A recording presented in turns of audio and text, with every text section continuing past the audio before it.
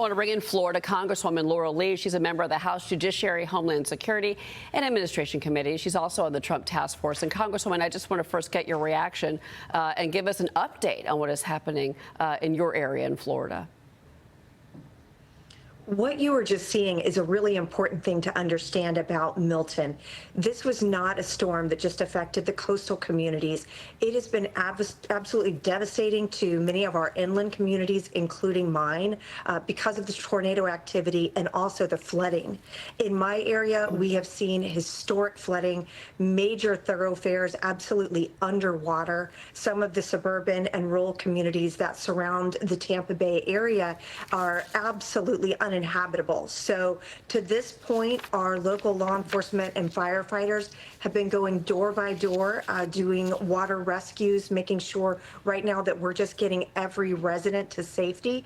And there will be a very long process of recovery, both those residences and also just right now, the immediate need of food and shelter and making sure we're getting everybody to safety. So this has been a very significant weather event really across our state. And I know the entire Florida delegation is very committed to making sure that we do everything we need to do to help our state and help our residents recover. Well, I want to get your comments on FEMA then, because President Biden and DHS Secretary Alejandro Mayorkas are pleading for more funding. And this was for FEMA. They said this yesterday. Watch. I think the Congress should be coming back and moving on emergency needs immediately, and they're going to have to come back after the election as well, because this is going to be a long haul for total rebuilding. It's going to take several $1 billion. We have the resources to respond to the immediate needs of individuals impacted by Hurricane Helene and Hurricane Milton and the associated, and it's very important to remember, the tornadoes associated with the hurricane. That being said, we will need additional funds, and we implore Congress, when it returns, to in fact fund FEMA as is needed. So earlier in the week, 8 days into the fiscal year, the federal government had already spent nearly half the disaster relief allocated for the next 12 months. FEMA is going to be forced to restrict spending unless Congress approves additional funding. But House Speaker Mike Johnson said he does not plan to reconvene the House before the election. Congressman, I want to get your reaction to this, in particular, because the question here is, obviously they're saying that there's enough funding to go to cover these two hurricanes, Helene and Milton. Do you think that FEMA right now, today, is doing an effective job in Florida? So from a logistics and response perspective, yes. So one thing about living in Florida is, unfortunately, we are very accustomed to dealing with severe weather. So our emergency operations personnel, our folks who work round the clock, year round, on making sure that we're prepared for disasters, know how to collaborate with FEMA. They know what assets we needed staged here to do an effective response. Governor DeSantis works very closely with FEMA.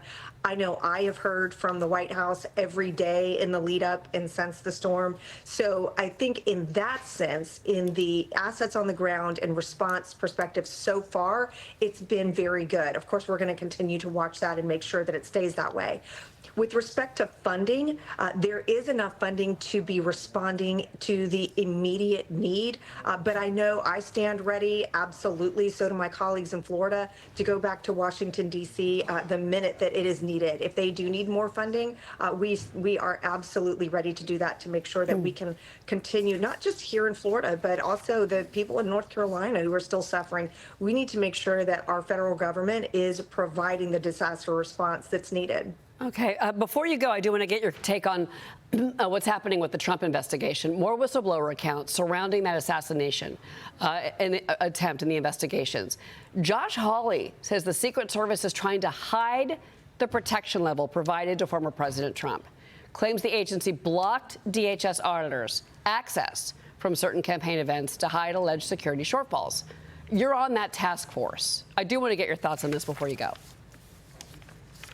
I am. So I know that since the original assassination attempt, the Secret Service has significantly enhanced the assets that are surrounding President Trump. And while I recognize that certainly there's a need to perhaps not share publicly exactly what they're doing because we don't want to inform our adversaries. It is vital that they share that with these committees in Congress that are conducting oversight, because it's not just #1 job is making sure that President Trump and all of their other protectees are safe right now, but #2 is making sure that we fix what's broken at Secret Service, that there is accountability, and that we make any sort of structural changes or protocol changes that we can get in and figure out what was broken at Secret Service that allowed this to happen so that we can fix it going forward. So to the extent that they're not being forthcoming with the IG, with auditors, with congressional committees, that absolutely has to stop, because that's the only way we are going to fix this going forward. All right, Congresswoman, thank you.